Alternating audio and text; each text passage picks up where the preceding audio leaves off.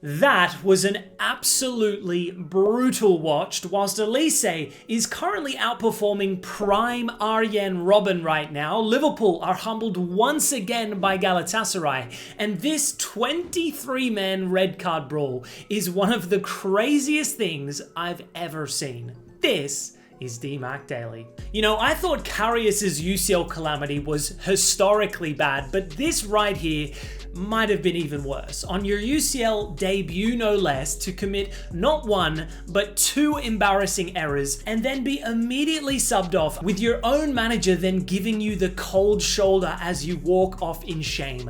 That's a humiliation akin to no other. Genuinely traumatizing stuff. For me, I think Tudor is a disgrace in that one moment, like on a humane level. To not even acknowledge him, that moment is going to have negative ramifications, potentially for the remainder of Kinski's career. Think about it, Karius never fully recovered from that dreaded night in Kiev. He was 24 at the time and the starting goalkeeper of Liverpool. Kinski is only 22 years old and had limited top flight experience heading into this clash. Not only that, but he hadn't kicked a ball in 5 months. Was it really an appropriate move from the Spurs manager to throw him in the deepest of ends? A pivotal UCL tie at the Metropolitano. That atmosphere can swallow anyone. But a young goalkeeper with literally zero UCL experience whilst the club is in complete turmoil? Come on, man. I know Vicario has been poor of late, but for me, it's still a crazy move. A cringeworthy situation to watch, but simultaneously, it is just so Spursy, isn't it? Everyone slipping about, getting absolutely battered to lose their 6th straight game, a 140-year club first achievement. Congratulations,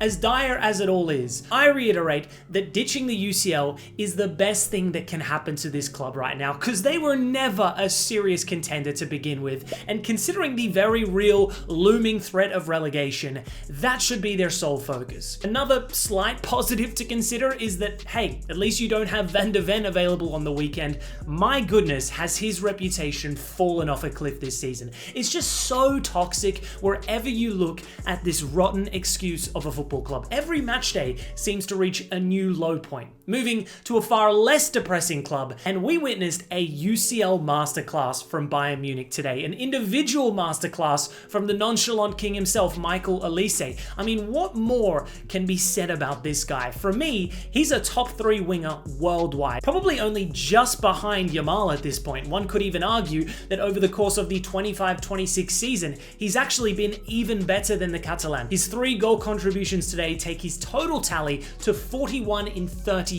for the campaign. He's already comfortably surpassed Robben's greatest ever individual season in Munich. And we're only in March, by the way. Focusing on today though, and it was just pure quality. 2 incisive goals, cutting in on that wand of a left peg. Just like Robben, you almost know it's coming, yet there's nothing you can do to stop it. Atalanta couldn't stop anything today, battered 6-1 on their own turf. And to be fair, it could have been more, all without Harry Kane, as Gnabry, Jackson, and even Musiala off the bench chipped in. At face value, a dream result for the Bavarians, but it came at a severe cost too. First, Davies picking up another injury. He looked devastated before Musiala limped off. He too just returned from a long injury. And then down to 10 men in the final moments, Atalanta scored a consolation goal, with Jonas Urbig involved in a heavy collision during that sequence. He had to be basically carried off the pitch. So 3 potential major injury blows, somewhat blemished an otherwise spectacular performance. For me,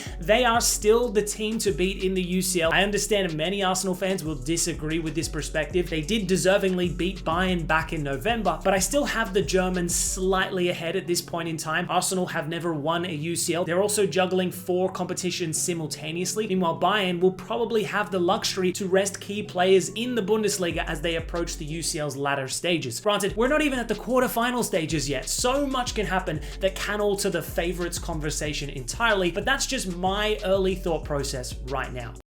Moving to Newcastle, and what a battle that was at St. James's Park in their first ever UCL round of 16 tie in a match Eddie Howe himself described as the biggest game in this club's history. His men rose to the occasion against a pretty strong Barcelona side in a 1-1 draw, a much improved performance from their earlier UCL encounter with the Blaugrana. In the 87th minute, the stadium would erupt as Harvey Barnes opened the scoring. They'd been the better side all night, a just reward for a disciplined, organized, and brave performance. But in the dying embers, Dani Olmo cleverly deceived Malekio to give away a penalty, and it would be who else but Lamine Yamal stepping up to salvage a draw. Ironically, I thought it was one of Yamal's most ineffective performances of the season, thanks largely to Lewis Hall's individual brilliance, pocketing the Barca golden boy all night. However, in a high-stakes moment, one that could go on to define Barca's season, it wasn't Rafinha who was given that responsibility to step up from the spot, nor Rashford or Ferran. Nope, it's Yamal's duty. It's Yamal's team after all, and he did exactly what was required. I will say Barca were pretty bang average for the most part today. They all seemed to be on separate wavelengths in attack and struggled to gain any sort of consistent control. But I also think that just speaks volumes about how good Newcastle were. Without their leader on the pitch too, in Guimaraes, they still showed they are not to be underestimated and are very much in this tie heading into the second leg. I don't think this is a simple fixture for Barca. Newcastle have an abundance of speed, 3 different profiles of strikers they can opt for. History is on the line with this opponent, so I genuinely can't wait to see that return leg at the Camp Nou. Staying on the topic of UCL action, and Galatasaray have only gone and done it again. They beat Liverpool 1-0 back in the league phase, and a familiar fate took place in Istanbul, 1-0 in favor of the Turkish Giants. Truth be told, it could have been more. Another bang average performance from Liverpool. It's crazy that this squad has so much quality on paper, yet all too often seems devoid of any sort of chemistry on the pitch. Konate in particular was just abysmal today. He's lucky that Liverpool are down to the bones defensively because he's been off the pace for most of the season. I still think the Reds have every chance of qualifying for the quarterfinals. I mean, Galatasaray at home is a very different proposition to Galatasaray away. But Gala have now gotten the better of Liverpool twice this season. The confidence will be brewing in arguably their biggest ever game, at least in their modern history. Separate note, shout out to the Galatasaray fans for another special tifo created today. This particular tifo was a fitting tribute to Osimhen's mother, who passed away at a young age. He was reduced to tears as he walked out onto the pitch. I can only imagine how much that would have meant to him and the fire that would have been lit inside the Nigerian star heading into the match. Love the tifo, but this is nothing new here at Galatasaray, always earning my respect with their fearless creativity. And to close out today's show, we gotta talk about one of the most extraordinary scenes I've ever witnessed on a football pitch over in Brazil, as 23 players were sent off after a mass brawl during the Campeonato Mineiro final between Cruzeiro and Atlético Mineiro. The match itself had been tense throughout, with Cruzeiro leading 1-0 thanks to a goal from Caio Jorge, a strike that looked set to secure the state title, but with the clock deep into stoppage time and just seconds remaining before the final whistle, the game soon descended into chaos. The flashpoint came after Atletico goalkeeper Everson clashed with Cruzeiro midfielder Christian while contesting a loose ball near the penalty area. Everson then forced Christian to the ground and appeared to pin him down with his knee, sparking immediate reactions from all across the pitch. Within seconds, players from both benches sprinted onto the pitch as the confrontation escalated into a full-scale melee involving nearly every player on the field and several substitutes. Punches and kicks were thrown, players wrestled each other to the ground, and security staff struggled to restore order. The referee eventually halted proceedings while police and stadium security intervened to separate the two teams. After consulting his officials and reviewing the chaos, the referee delivered an unprecedented disciplinary response. 23 red cards in total, 12 for Cruzeiro and 11 for Atletico Mineiro, beating the previous record of 22 set way back in 1954. Among those dismissed was former Brazil international Hulk, who was seen exchanging blows during the confrontation before being sent off. This brawl marked one of the largest mass expulsions ever seen in a professional football match and instantly turned the fiery derby into one of the most infamous incidents in the country's football history. Crazy stuff. Anyways, that's all for today's DMac Daily. Sorry I've been away of late, got something really exciting in the works that you'll probably see more of